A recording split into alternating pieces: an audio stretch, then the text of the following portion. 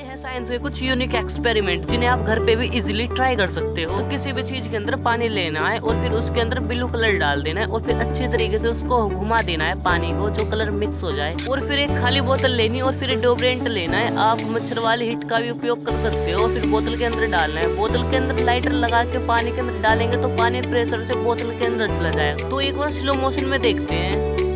तो है ना कमाल की चीज, आप इसको करके किसी को भी हैरान कर सकते हो। नंबर 2, तो सबसे पहले 2 पेन लेने और फिर पेन के कैप उतार के एक पेपर के ऊपर दोनों पेन को लपेट देना है। तो पहले इन दोनों पेन को लपेट देते हैं। तो दोनों पेन को कागज में लपेटने के बाद हाथ में पेन को टाइट से पकड़ लेना है और फिर धरती पे खींच के मारेंगे तो पेन आपस में चिपक जाएंगे।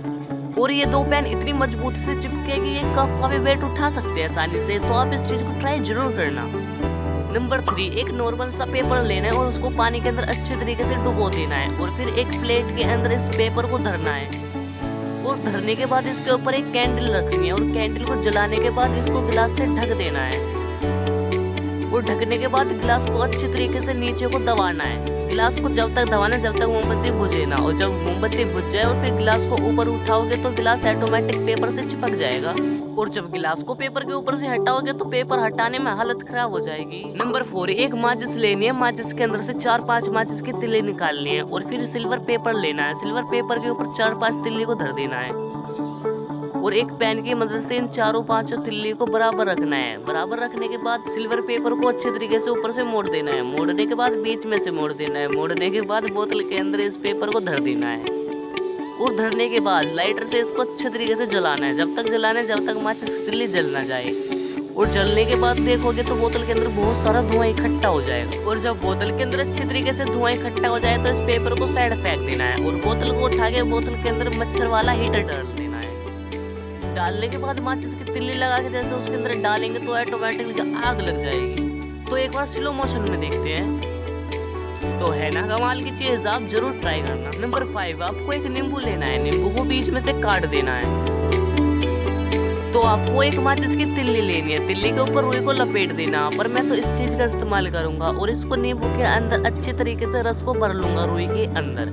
और नींबू के रस को भरने के बाद अब मैं इस चीज से कुछ भी लिखूं तो वो दिखेगा नहीं। तो चलो ट्राई करके देखते हैं। तो एक पेपर ले लिया। अब इसके ऊपर मैं सब्सक्राइब लिखता हूँ। तो इसके ऊपर लिखने के बाद जब कागज को देखते हैं तो नॉर्मली कुछ भी नहीं दिखता। और मोमबत्ती को जलाने के बाद उसके ऊपर इसको सेकते हैं तो सारी चीज एक एक अक्षर दिख जाती है। ये अमेजिंग था, ट्राई जरूर करना। नंबर 6, आपको एक कटोरी लेनी है और कटोरी के अंदर पानी डालना है और कटोरी को कर देना है पानी से फुल। और फिर इसके अंदर एक कैंडल धरनी है, मोमबत्ती, और फिर उसको जलाते हैं। और जलाने के बाद इसके ऊपर जब मैं गिलास धरूंगा और इसको पानी के अंदर डुबाऊंगा तो मोमबत्ती पानी के अंदर भी जलेगी। और जैसे ही ऊपर उठाऊंगा तो मोमबत्ती बुझ जाएगी। ये खतरनाक था।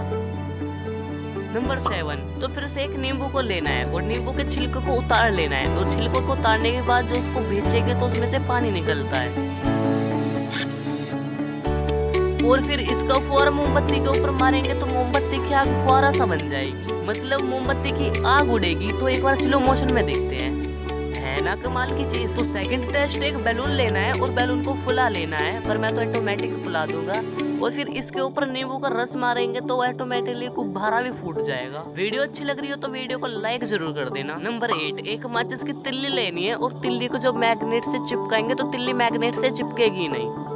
और वहीं अगर तिल्ली को हम जला के उसकी राख बना दें तो सबसे पहले इन माचिस की तिल्ली की 3 राख बनाते हैं, मतलब 3 तिल्ली को जलाते हैं।